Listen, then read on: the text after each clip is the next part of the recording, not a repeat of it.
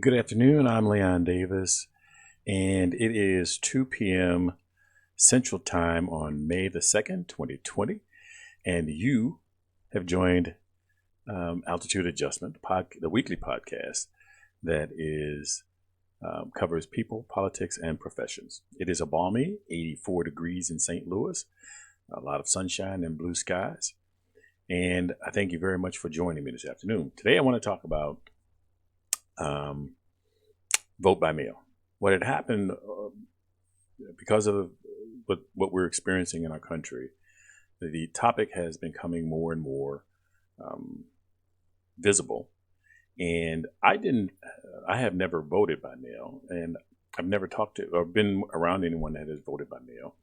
And so I went looking to determine, or to verify my perception of it or misperceptions. And I'm going to share with you what I have learned.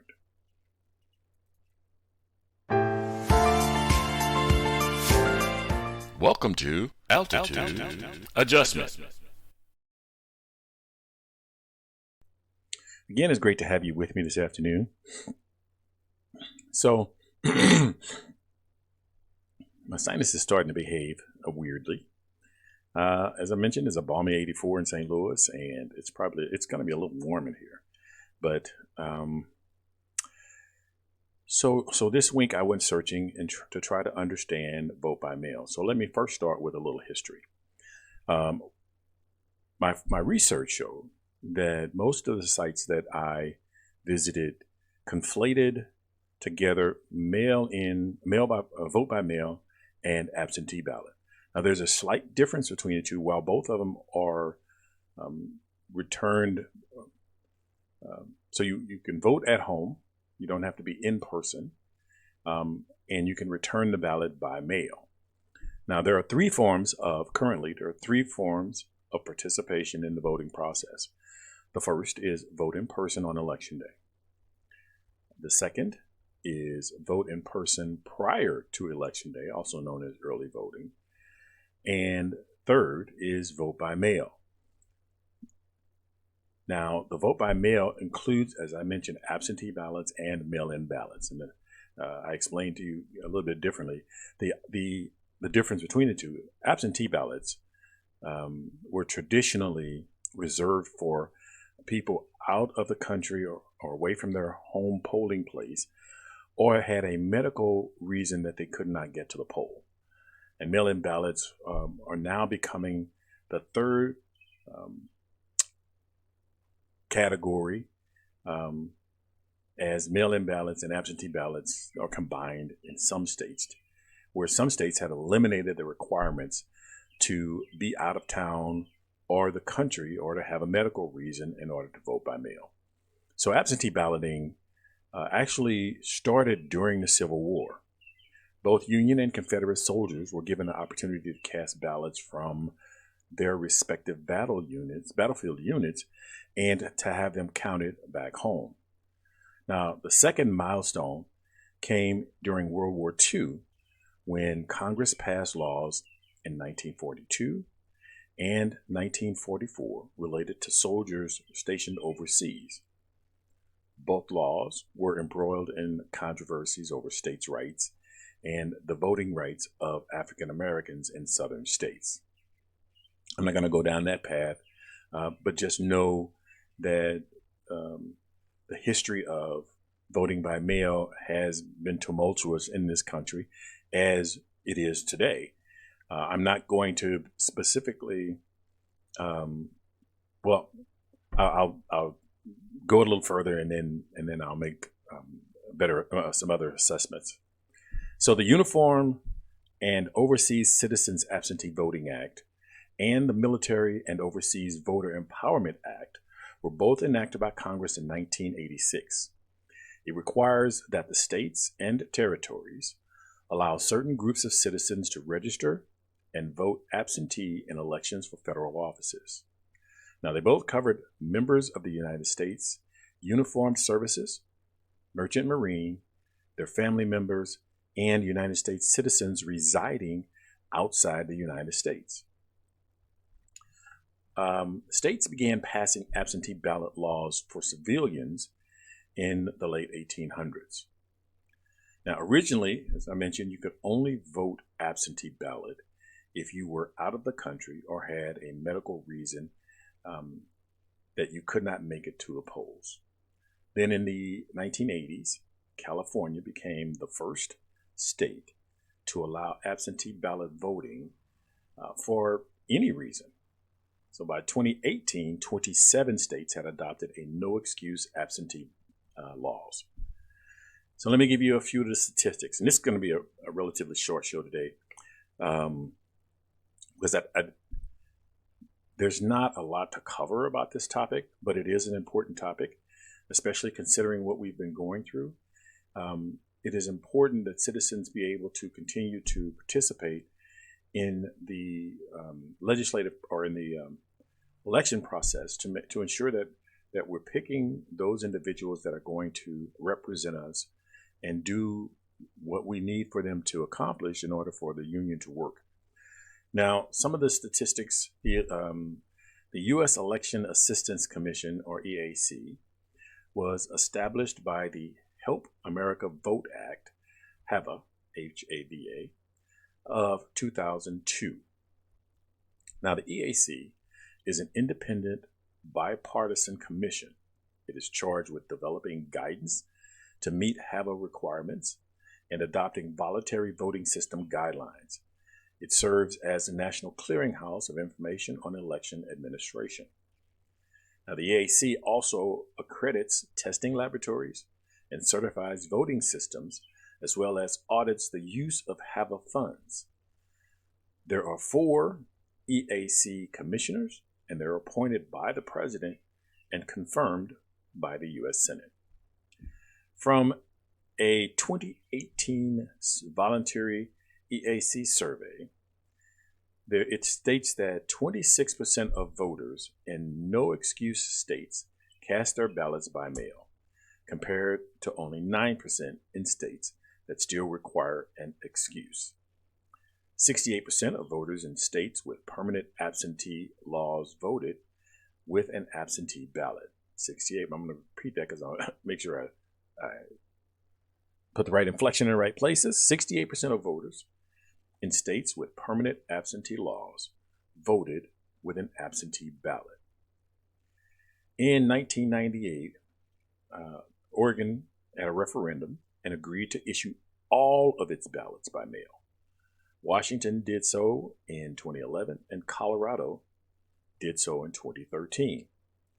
And a survey in 2016 of the performance of American elections showed that 73% of voters in Colorado, 59% in Oregon, and 65% in Washington returned their ballots to some physical location, such as a drop box or a local election office.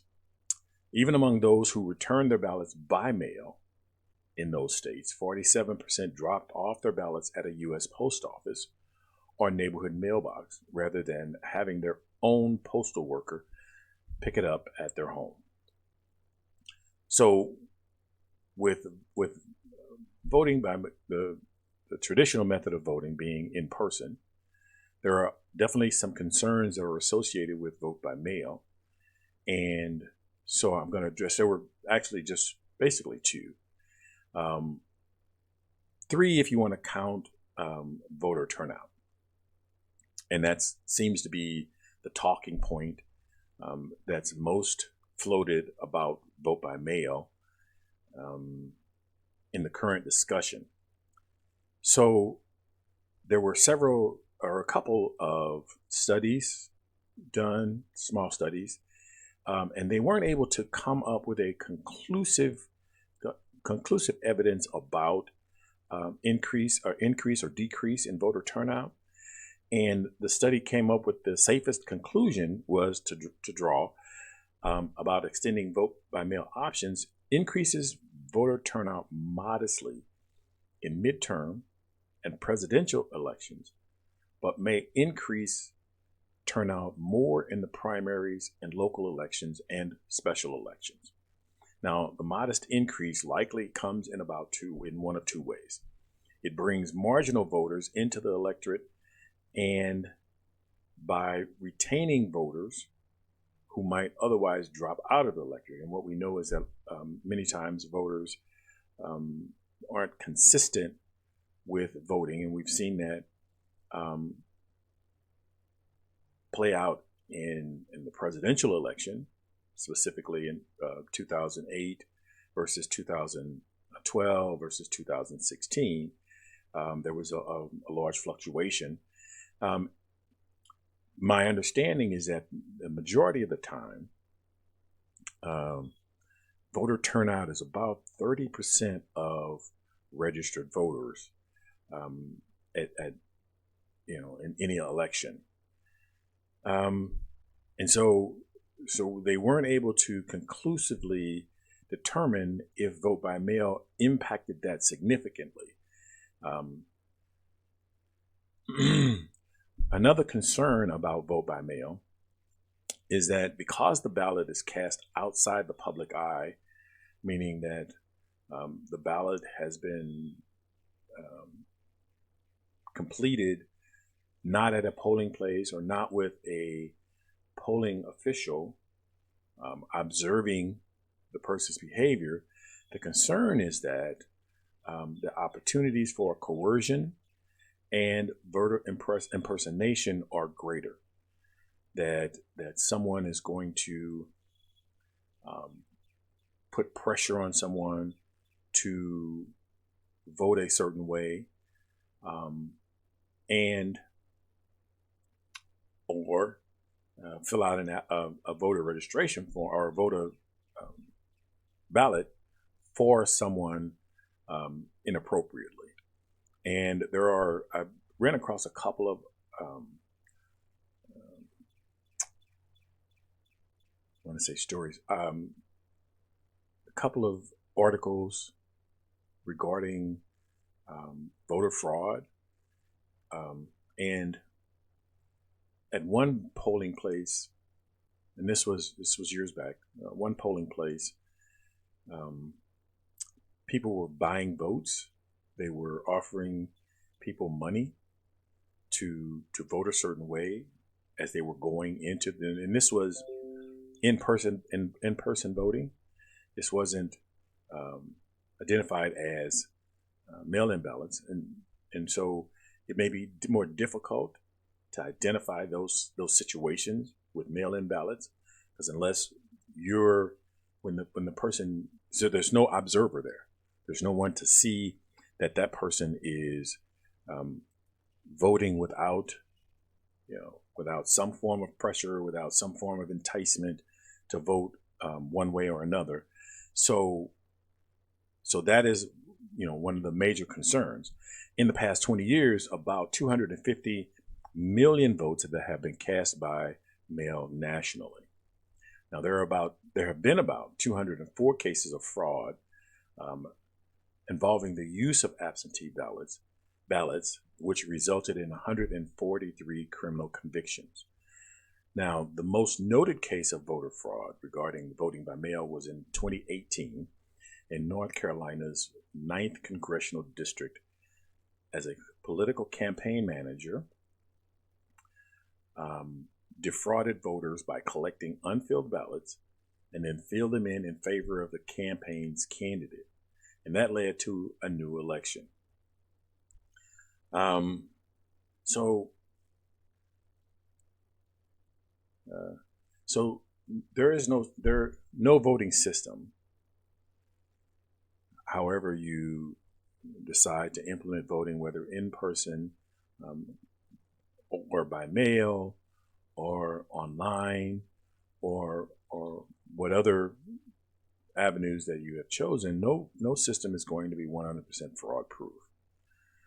All political systems and man-made systems operate based on the integrity, honesty, and commitment of people that design, implement, and participate in those systems. Now, because some people choose to color outside the lines, and that's my choice of words, there is no reason to not pursue making society better by building systems that help include everyone's participation in our self-governance. Now, while unrestricted vote by mail can be an enticement for time-strapped adults to participate in our democracy, I don't believe it should be the driving paradigm. Voting is not just a privilege or a right, it is a responsibility. And until citizens recognize their responsibility, no system should be implemented with the intent to increase participation. When people recognize their responsibility to participate in our political discourse, they will spend more time and energy ensuring a better outcome and not just vote because it is convenient or inconvenient. There are many people in our society that have braved their own personal challenges of time and resources and opportunities to ensure a better union by voting however they could.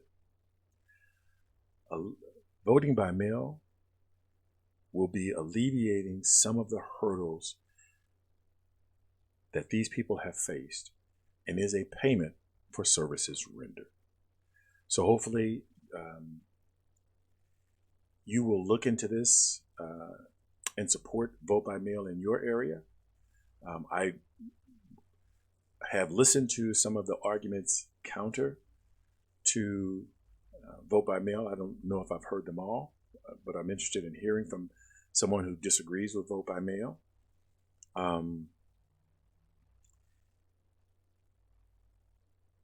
If you have any comments, please share those with me because, as I said, I'm developing, while I believe that vote by mail should exist, I am developing my idea on the subject. Right now, I am fully in the corner of vote by mail. I don't see where we should negate that. Also, I'd like to see some electronic form of voting at home. So there are a lot of, some of the ways that I was thinking that we could help implement a more secure vote by mail or electronic voting is that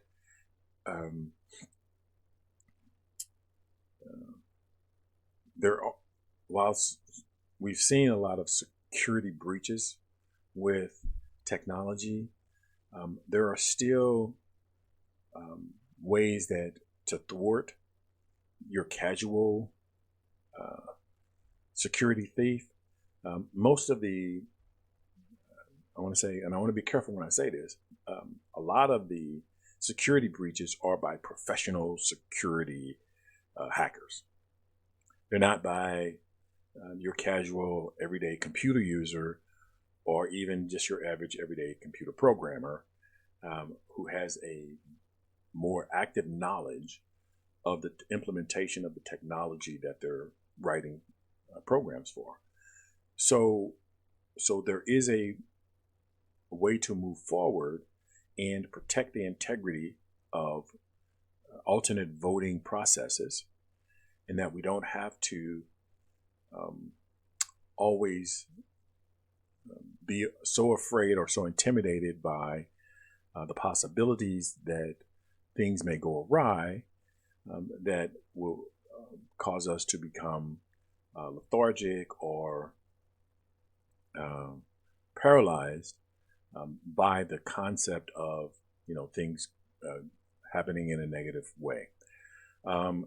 So hopefully we will move forward on some of these and implement those. And again, I don't think it would be the best to implement it just to increase voter turnout, just to increase voter participation. I think that it's important that that we do that to make voting easier for the people who are already dedicated to voting. And so I'm gonna finish up at this particular point. I want to thank you very much for joining me this afternoon. I will be back next week, so please come back and join me. That concludes this episode, and thank you for listening. This podcast is designed for live listener interaction. Visit the website, thelionsdenstl.wixsite.com/home for details about how to join the conversation. The video version of Altitude Adjustment is available on YouTube. Search for Lions Den STL. And the audio podcast is available on Stitcher.com, Anchor.fm, the iTunes Store, and the Google Play Music Store, to name a few. Look for Altitude Adjustment where you get your podcast, and consider making a contribution by visiting anchor.fm/altitude-adjustment2. Remember, the internet is powered by your likes, shares, and comments. So please like, share, and comment on this and other episodes, because it matters. As always, be cool, be calm, and above all, be careful. Look out for the other guy, because they may not be looking out for you.